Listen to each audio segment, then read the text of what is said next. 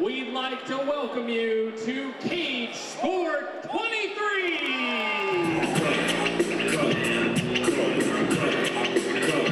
It is primal, the feel of a fight, the call for violence, and the men who answer.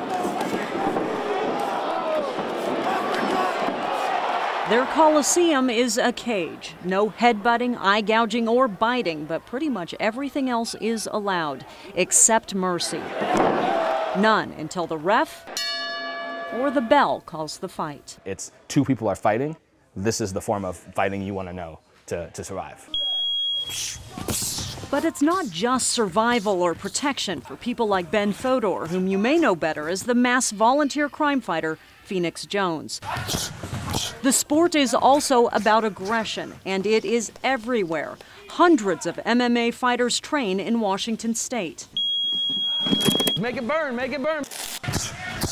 The sport's popularity fueled by well-respected Washington coaches like Eric Wiseman. Get that leg back, Ben. He says a lot of his fighters are lost young men who find themselves in the ring. I see people that used to get in some trouble, and MMA really did a lot for their lives.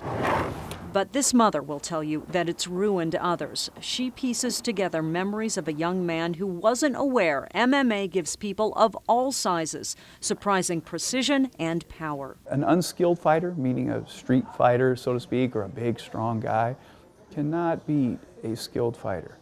No one knows that better than Christine Dubel. Another bowling trophy. Her son, 23-year-old Christopher Cooper, was walking home from an Oak Harbor bar last November. He was drunk on his cell phone, its video camera also rolling. Where you been, dude? He saw Jason Ellis, a 29-year-old who had previously argued with a friend of Cooper's. You got beef? As they jaw around, Cooper put the phone, still rolling, in his pocket. We don't know how the fight started, just how it ended, with Cooper knocked to the ground. We ain't got beef. That was Ellis as he left the scene. Christopher Cooper would never utter another word. When I saw him through the glass, I didn't think it was my son at first because you couldn't recognize him. There was that much damage. Doctors at Harborview Medical Center told Christopher's mother they had to remove half his skull to relieve pressure on his swollen brain. He was in a coma. 12 days passed, no response. Christine says her boy, who loved the outdoors, working, and bowling, would not want to be kept alive by machines. That was the toughest decision I've ever made in my life. And if I had to do it again, I don't know if I could. Christine had never heard of Jason Ellis before. Then she found out he is an MMA fighter.